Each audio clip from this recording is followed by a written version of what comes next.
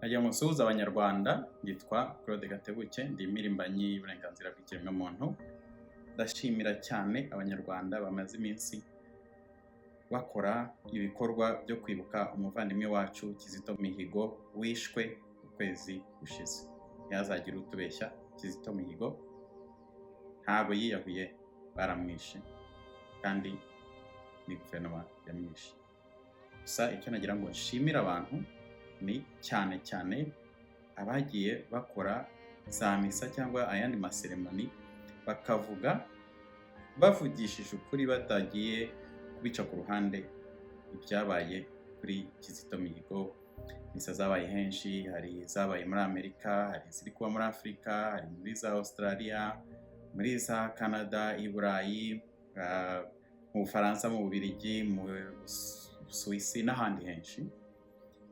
Ndabashimira icyo gikorwa, kandi nk'uko nabivuze ngashimira byimazeyo ababikora bakabikora mu kuri kose k'ubuzima bwa Kizito.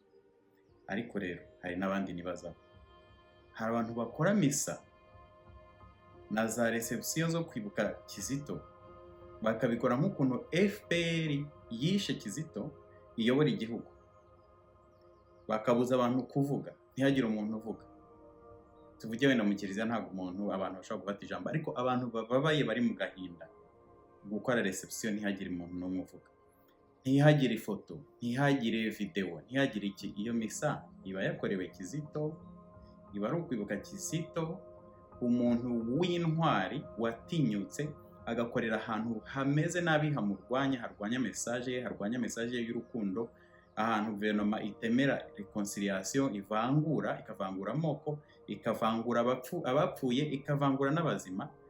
Abantu mu bihugu by'i Burayi no muri North America ugasanga bakoze misa, bakoze reception, ariko nta foto, nta jambo, ntaki, abantu bagataha. Ibyo bintu ni ugukora nka FPR, ni kwikora, kandi niyo yishe Kizito. Aho ngaho rero nagira ngo nsabe noneho abari gutegura n'ibindi bikorwa ni ukwikosora, bigakorwa neza kurushaho.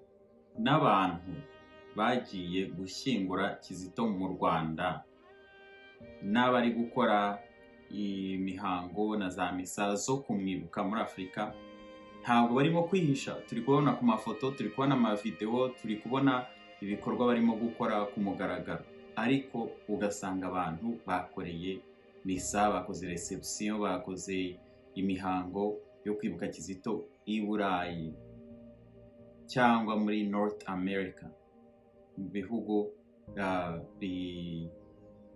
bifite ubwisanzure, ariko ugasanga ngo nta foto, ngo nta video. Hakabamo no kuvuga ngo abantu be kuvuga muri iyo mihango, muri ayo reception. Mbese ugasanga abantu bafite akababaro ariko badashoboye kukavuga.